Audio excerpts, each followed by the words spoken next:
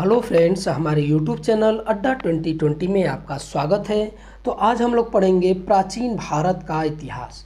प्राचीन भारत के इतिहास में हम लोग कवर करेंगे प्राग ऐतिहासिक काल, और प्राग ऐतिहासिक काल में हम लोग कवर करेंगे पाषाण काल और ताम्र काल। ठीक है, तो आज हम लोग पढ़ेंगे यही कि पूरा पाषाण काल, मध्य पाषाण काल और नव पाषाण काल, और उसके बाद ताम्र काल पढ़ेंगे।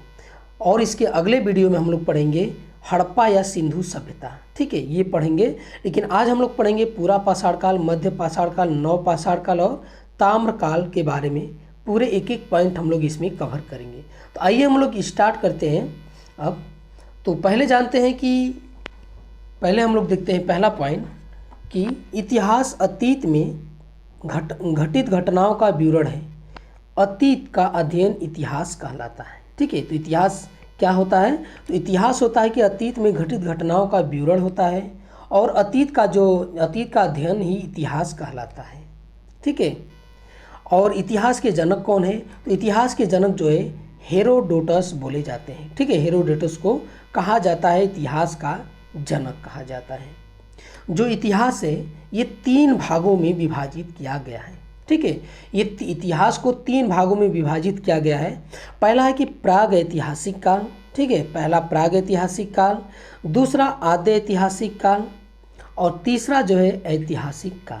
ये 3 भागों में जो है इतिहास को विभाजित किया गया है। तो प्राग ऐतिहासिक काल क्या होता है? प्राग ऐतिहासिक काल में होता है कि इस काल में मानव किसी लिपि और लेखन कला से परिचित नहीं थे। ठीक है, जो प्राग ऐतिहासिक काल में जो मानव थे ये न किसी लिपि और लेखन कला, ये दोनों से ये परिचित नहीं थे। इनको न मतलब कि न लिपि का ज्ञान था, न लेखन कला का कोई ज्ञान था इनको। इसके जो उदाहरण है ये पाषाण काल है और ताम्र काल है। ठीक है, ये ताम्र काल है। ये जो पाषाण काल और ताम्र काल के मानव थे इनको जो है लिपि और लेखन कला का ज्ञान नहीं था, इसलिए इस काल को बोला जाता है प्राग ऐतिहासिक काल बोला जाता है। जो आद्य ऐतिहासिक काल है, आद्य ऐतिहासिक काल, इसमें जो है लिपि से परिचित तो थे पर अभी पढ़ी नहीं जा सकी है। मतलब कि इनको जो है लिपि और लेखन कला का ज्ञान तो था। ठीक है, इनको ज्ञान था, लेकिन जो इनकी लिपि है अभी पढ़ी नहीं गई है। मतलब कि पढ़ी जा नहीं सकी है, समझ में अभी लोगों को नहीं आया है कि इस लिपि का मतलब क्या है।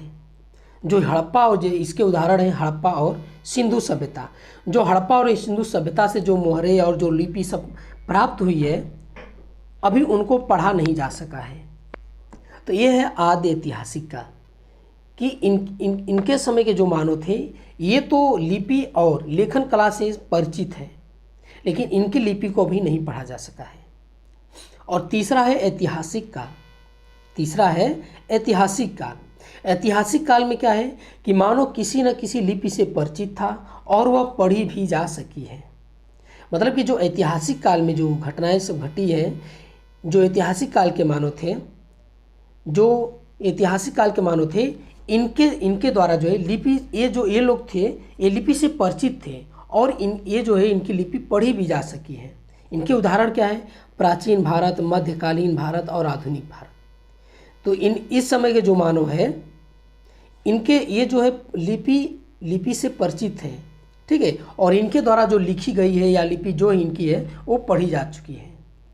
तो ये है ऐतिहासिक काल।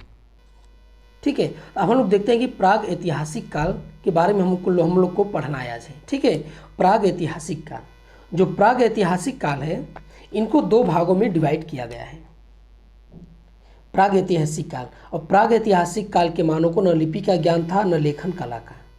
ठीक है, और इन प्राग ऐतिहासिक काल को 2 भागों में विभाजित किया गया है। एक है पाषाण काल, एक है ताम्र काल। ठीक है, पाषाण काल और ताम्र काल, और पाषाण काल को 3 भागों में विभाजित किया गया है। ठीक है, पाषाण काल को 3 भागों में विभाजित किया गया है। एक है पूरा पाषाण काल, एक है मध्य पाषाण काल, और तीसरा है नव पाषाण काल। ये 3 कालों में विभाजित किया गया है पाषाण काल को। तो आज हम लोग पूरा पाषाण काल, मध्य पाषाण काल और नव पाषाण काल और ताम्र काल के बारे में पढ़ेंगे। आगे हम लोग देखते हैं कि इस काल में, ठीक है, जो प्राग ऐतिहासिक काल है इसी के अब हम लोग यही आज हम लोग पढ़ेंगे जो प्रागैतिहासिक काल में है। इस काल में मानव को किसी लिपि से ये लोग परिचित नहीं थे। इस कालखंड की जानकारी हमें केवल अवशेषों से मिलती है। ठीक है, जो इस काल की जो जानकारी है हमें अवशेषों से प्राप्त होती है। अध्ययन की दृष्टि से प्रागैतिहासिक काल को दो खंडों में बांटा गया है, एक पाषाण काल और दूसरा ताम्र काल। ठीक है, पाषाण काल और ताम्र काल दो भागों में, दो खंडों में बांटा गया है। जो पाषाण काल है, हम लोग अब पाषाण काल के बारे में पढ़ेंगे। अब कुछ पॉइंट देख लेते हैं, ये दो पॉइंट जो एग्जाम में बार बार पूछे गए हैं कि भारत में सर्वप्रथम 1863 ईस्वी में रॉबर्ट ब्रूस फुट ने पाषाणकालीन सभ्यता की खोज की थी। तो अगर आपसे एग्जाम में पूछेगा पाषाणकालीन सभ्यता की खोज किसने किया था, तो रॉबर्ट ब्रूस फुट ने किया था। कब किया था? 1863 ईस्वी में किया था। और भारतीय पुरातत्व का पिता किसे कहा जाता है, तो सर अलेक्जेंडर कनिंघम को बोला जाता है। भारतीय पुरातत्व का पिता कहा जाता है। तो ये भी पॉइंट आप लोग याद करें, ये कई बार एग्जाम में पूछा गया है। अध्ययन की दृष्टि से पाषाण काल को तीन भागों में बांटा गया है, एक पूरा पाषाण काल, मध्य पाषाण काल और नव पाषाण काल। ये तीन भागों में बांटा गया है। अब हम लोग पढ़ते हैं पूरा पाषाण काल। ठीक है, पूरा पाषाण काल के बारे में हम लोग पढ़ते हैं। यह इतिहास का सबसे प्रारंभिक समय था। इसकी जो काल अवधि है ये 20 लाख ईसा पूर्व से 12,000 ईसा पूर्व मानी जाती है। जो पूरा पाषाण काल है, ठीक है, जो पूरा पाषाण काल है, इनकी जो समय अवधि है ये 20 लाख ईसा पूर्व से 12,000 ईसा पूर्व मानी जाती है। इसी समय के मानव को क्या बोला जाता था? आदि मानव बोला जाता था। ठीक है, इस समय के मानव को आदि मानव बोला जाता था। आगे हम लोग पूरा पाषाण काल के कुछ पॉइंट देखते हैं। इस काल में मानव का जीवन अस्थिर था, शिकार करके वह भोजन का संग्रह करता था। इस समय का जो मानव था ये खाना बदोशी था। ठीक है, खाना बदोश था। इस समय मानव की सबसे बड़ी उपलब्धि क्या थी? आग की खोज। ठीक है, आपसे आग की खोज पूछ देगा कि कब हुआ था, तो ये पूरा पाषाण काल में हुआ था आग की खोज। इस समय मानव पत्थर के बड़े बड़े औजारों का इस्तेमाल शिकार करने के लिए करता था। ठीक है, ये शिकार करने के लिए करता था। ये जो इस समय के जो मानव थे बड़े बड़े औजारों का इस्तेमाल करते थे। और किसके बने होते थे? ये बने होते थे आपके बने होते थे पत्थर के।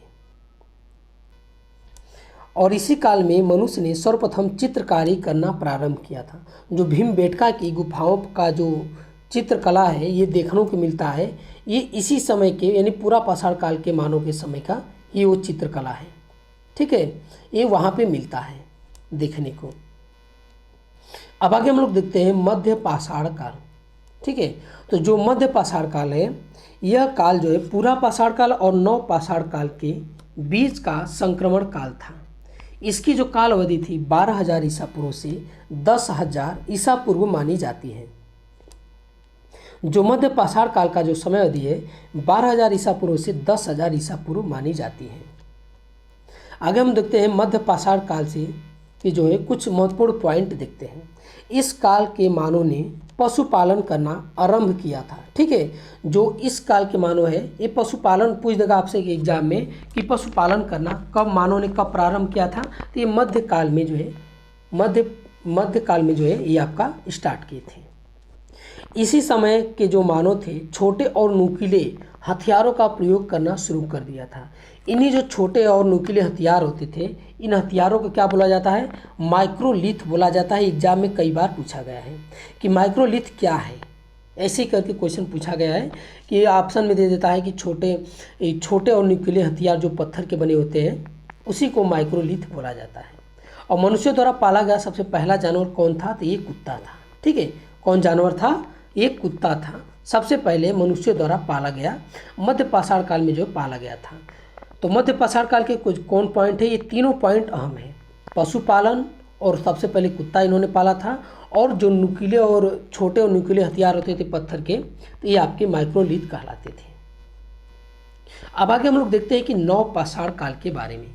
तो जो नव पाषाण काल था ये जो है मध्य पाषाण काल के बाद का बाद का समय था, ये काल था, वो नव पाषाण काल बोला गया था। ठीक है, मध्य पाषाण काल के बाद का जो काल बोला गया ये नव पाषाण काल बोला गया था। इसकी अवधि जो थी ये 10,000 ईसा पूर्व से 3,000 ईसा पूर्व मानी जाती है। ठीक है, 10,000 ईसा पूर्व से 3,000 ईसा पूर्व मानी जाती है। इस काल में मानव ने स्थायी आवास बना लिया था।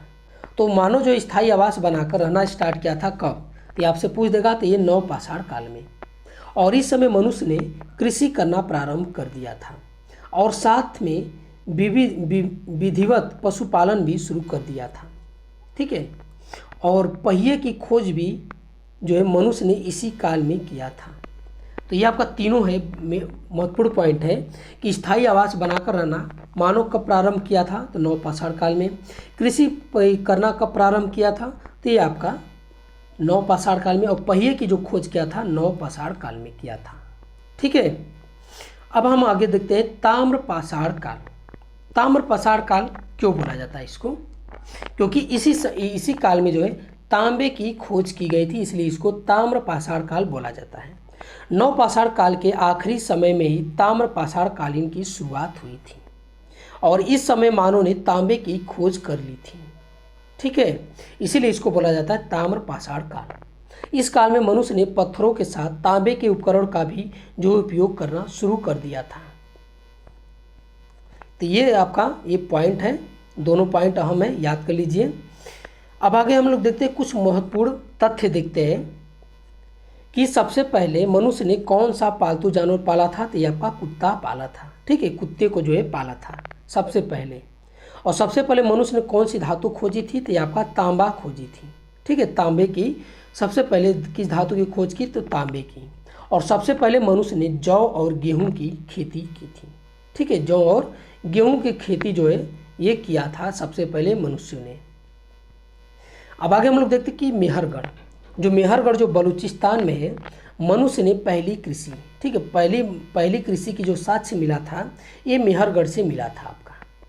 बुर्ज होम जो कश्मीर में है, यहाँ पर मनुष्य जो है ज़मीन के अंदर गड्ढा बनाकर यानी गर्तावास में रहता था और यहाँ पर मनुष्य के साथ कुत्ते को दफनाए जाने के प्रमाण मिले हैं। ठीक है, बुर्ज होम से जो कश्मीर में स्थित है।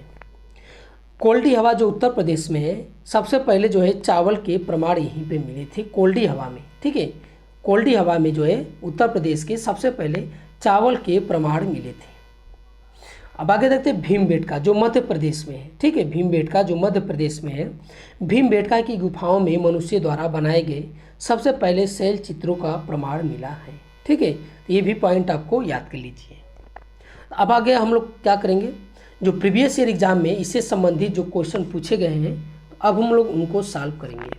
तो पहला क्वेश्चन आपसे पूछ रहा है कि इतिहास के जनक किसे कहा जाता है। तो इतिहास के जनक किसे बोला जाता है, तो हेरोडोटस को बोला जाता है। ठीक है, हेरोडोटस को बोला जाता है, इतिहास का जनक बोला जाता है।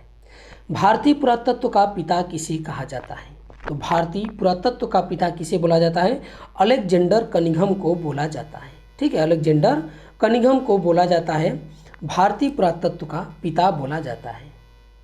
ठीक है, आगे कि मानव द्वारा पाला गया प्रथम जानवर कौन था, तो मानव द्वारा पाला गया जो प्रथम जानवर था ये आपका था कुत्ता।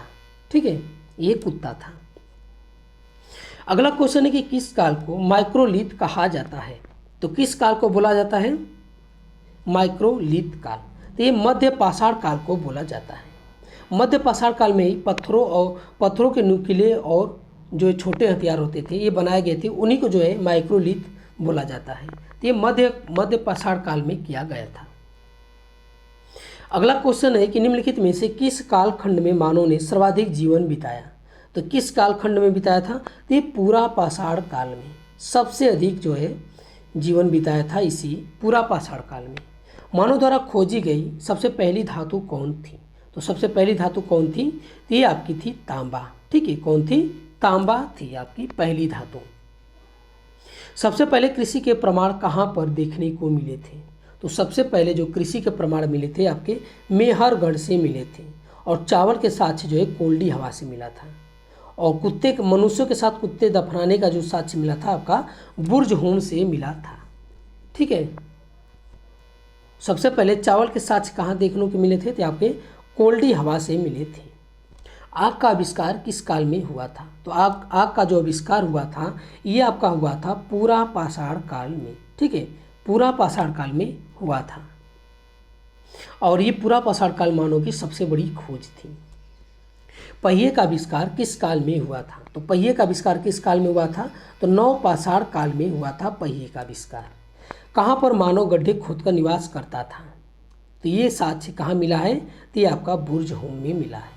ठीक है, और बुर्जहोम में जो है मानव के साथ कुत्ते के दफनाने के भी साक्ष्य मिले हैं। भीमबेटका की गुफाएं किसके लिए प्रसिद्ध है? तो भीमबेटका की जो गुफाएं हैं ये आपका गुफाओं के शैल चित्र के लिए प्रसिद्ध है। ठीक है, शैल चित्र के लिए जो है ये प्रसिद्ध है। तो ये आज का हमारा वीडियो आपको कैसा लगा?